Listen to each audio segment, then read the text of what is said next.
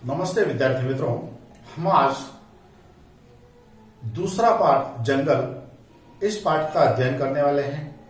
विद्यार्थी मित्रों, इससे पहले वाली तासिका में हमने इस पाठ का कुछ भाग देखा हुआ है, उसका अध्ययन किया हुआ है। आगे वाला भाग आज हम देखने वाले हैं। जैसे कि इससे पहले मैंने आपको बताया कि अनिमा जोशी के मोबाइल पर एक फोन आता है। फोन करने वाली होती है तविषा। और किसके लिए फोन आता है? मांडवी दीदी के लिए। मांडवी दीदी से उसे अर्जेंट बात करनी होती है और इसलिए वह अनिमा जोशी से आग्रह करती है कि आप मेरी अम्मा से बात करा दो। अनिमा जोशी उससे बार बार पूछती है कि क्या बात है, इतना अर्जेंसी क्या है, इतना अर्जेंट क्या काम है। तब वो कहते हैं कि घर में जो छोटे छोटे सोनू और मोनू, यह खरगोश के बच्चे जो पाल रखे हैं, उनमें से सोनू की मृत्यु हो चुकी है और यही बात उन्हें मांडवी दीदी मतलब अम्मा से कहनी है और इसलिए वो आग्रह कर रही है। लेकिन अनिमा जोशी फोन नहीं दे पाती। क्यों नहीं दे पाती? क्योंकि मांडवी दीदी कक्षा ले रही होती है और कक्षा शुरू में अगर उससे उन्हें फोन दिया जाए तो फिर जो अनुशासन है, जो नियम है, उसका भंग हो जाएगा। मांडवी दीदी घर पहुंचती है।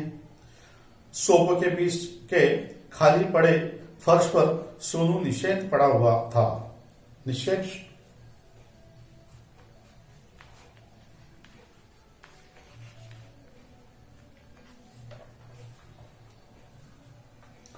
मतलब किसी प्रकार की हलचल वह नहीं कर पा रहा था।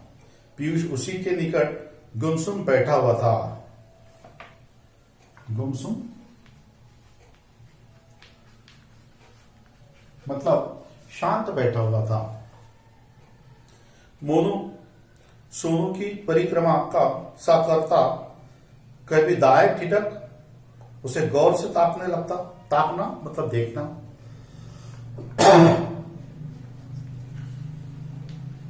उन दोनों बच्चों में, उन सोनू और मोनू में, सोनू की मृत्यु हो गई थी और मोनू क्या कर रहा था?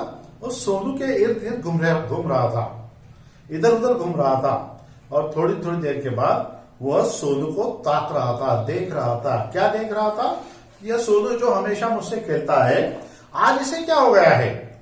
यह इस प्रकार अचेता क्यों पड़ा हुआ है, क्यों सोया हुआ है? इस बात को वह मोनू बार बार सोनू की ओर देख रहा था। पीयूष भी उसी प्रकार वहां पे बैठा हुआ था। सभी एक प्रकार शांत हो गए थे और मांडवी दीदी घर पे आती है। यह दृश्य देखकर वह अवाक रह जाती है। पीयूष की स्तब्धता तोड़ना उन्हें जरूरी लगा। नन्ही सी जिंदगी में वह मौत से पहली बार मिल रहा है। मांडवी दीदी कहने लगे कि नन्ही सी जिंदगी मतलब यह जो खरगोश के बच्चे होते हैं, ये ज्यादा दिन नहीं टिकते हैं, ज्यादा दिन जिंदा नहीं रहते हैं, इन्हें बहुत जल्दी जाना पड़ता है। इस प्रकार मांडवी दीदी ने यह दृश्य देखकर यह शब्द बोल दिए। मौत उसे समझ में नहीं आ रही है और मांडवी दीदी कहने लगी कि सोनू की मृत्यु हो गई है, यह मोनू के समझ में नहीं आ रहा है। सोनू की मृत्यु हो गई है, यह उसे एक दिन जाना ही था। उसकी जिंदगी बहुत छोटी होती है इन बच्चों की। ऐसा वह पीयूष को कुछ न कुछ बोलने के लिए प्रवृत्त कर रही थी। ऐसा कभी नहीं कि उन्होंने घर की घंटी बजाई हो और तीनों लपक कर दरवाजा खोलने के दौड़े हो। जब यह मांडवी दीदी घर की घंटी बजाती थी तो ये खरगोश के बच्चे और उनका लड़का वह दौड़कर दरवाजा खोलने के लिए दौड़ते थे। खोल तो पीयूष ही पाता था। पीयूष और खरगोश के बच्चे दरवाजे की घंटी बजने के बाद दौड़ते हुए मांडवी दीदी का स्वागत करने के लिए दौड़ते थे।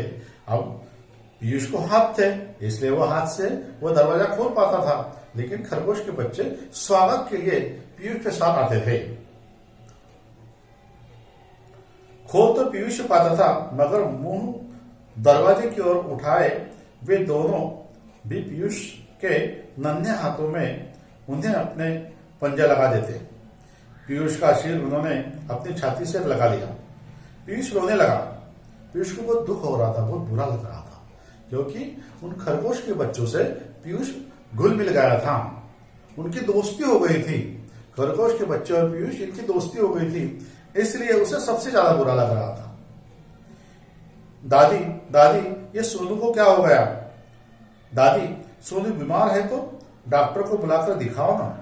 वो मांडवी दीदी से कहता है सोनू कि दादी देखो ना सोनू को क्या हो गया, डॉक्टर को बुलाओ और सोनू को दिखाओ, उसे जगाओ, उसे उठाओ। इस प्रकार वो मांडवी दीदी से बार बार आग्रह करने लगा।